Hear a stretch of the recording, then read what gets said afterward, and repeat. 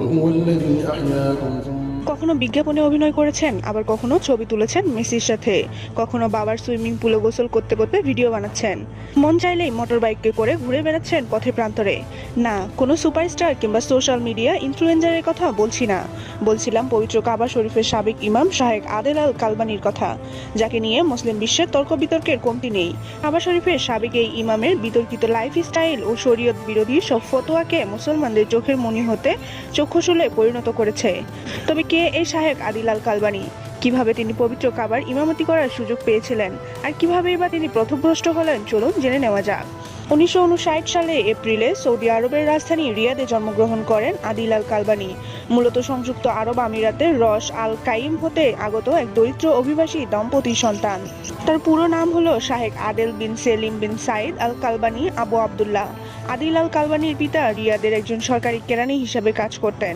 পারিবারিক দুরবস্থার কারণে হাই স্কুলের পাঠ শেষ করেই সৌদি আরব এয়ারলাইন্সে চাকরি শুরু করেন কালবানি। এর সাথে তিনি কিং সৌদি বিশ্ববিদ্যালয়ে সন্ধ্যাকালীন ক্লাসে ভর্তি হন।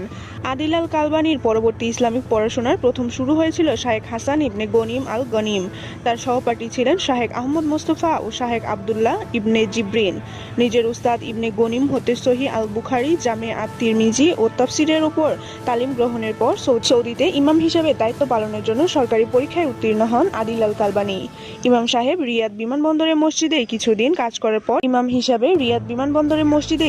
কাজ করার পর দেশটির বিখ্যাত কিং খালেদ মসজিদে ইমামতি শুরু করেন তিনি।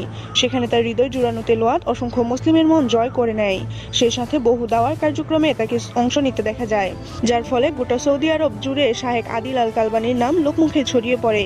সেই সুবাদেই 2008 সালে এক রাজুকে অধ্যাদেশের মাধ্যমে তাকে পবিত্র কাবার মসজিদুল হারামের তারাবির সালাতের ইমামতির দায়িত্ব দেয়া হয়। শোনা যায় শৈশবে শাহেক আদিল আল কালবানি নাকি ভীষণ দুষ্ট ছিলেন। তবে তার দুষ্টমিতে বিরক্ত হয়ে তার মা তাকে কখনো বদদোয়া দিতেন না, বরং তিনি তার জন্য বেশি বেশি দোয়া করতেন। আল্লাহর দরবারে তিনি আবেদন জানাতেন যে তিনি যেন তার ছেলেকে সঠিক পথ দেখান, তাকে কাবা শরীফের ইমাম বানান। মহান আল্লাহ তাআলা কালবানির মায়ের দোয়া কবুল করেছেন। যদিও পরবর্তীতে বিভিন্ন কারণে শাহেক আদিল আল কালবানি মসজিদুল হারামের ইমামের দায়িত্ব গ্রহণ হতে সরে দেওয়া হয়েছিল।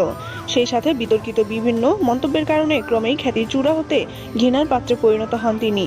2010 সালে শাহেক আদিল আল কালবানি এক ফতোয়াতে বলেছিলেন যে ইসলামের নাচ, গান ও বাদ্যযন্ত্র নিয়ে কোনো বাধ্যবাধকতা নেই। এমনকি তিনি সশরীরে বিভিন্ন নাচের আসরে যেতে শুরু করেন। সেই সাথে জুয়া ক্লাব উদ্বোধন করা ও ক্যাসিনোতে গিয়ে জুয়া খেলারও অভিযোগ রয়েছে তার বিরুদ্ধে। তবে মক্কার এই সাবেক খণ্ডকালীন ইমাম সাহেব বেশি আলোচনায় এসেছিলেন 2021 সালে ব্যাটফিল্ড নামে এক অনলাইন গেমের বিজ্ঞাপনে অভিনয় করে। বিজ্ঞাপনটিতে তাকে সামরিক পোশাক পরে যুদ্ধে নেতৃত্ব দিতে দেখা গিয়েছিল। নিজের শ্রুতিমধুর তেলাওয়াতের জাদুতে একটা সময় অসংখ্য মুসলমানের হৃদয়ের কঠোরে জায়গা করে নেওয়া শাহেক আদিল আল কালবানি আজ নিজেই নিজের দেয়াল হয়ে দাঁড়িয়েছেন। তার বর্তমান লাইফস্টাইল দেখলে বোঝাই যাবে না যে একটা সময় তিনি মসজিদুল হারামের মতো মহাপবিত্র স্থানের ইমামতি করেছেন। শয়তানি কুমন্ত্রণায় পড়ে পথভ্রষ্ট হওয়া কতটা সহজ তার এক জলজ্যান্ত উদাহরণ যেন এই শাহেক আদিল কালবানি।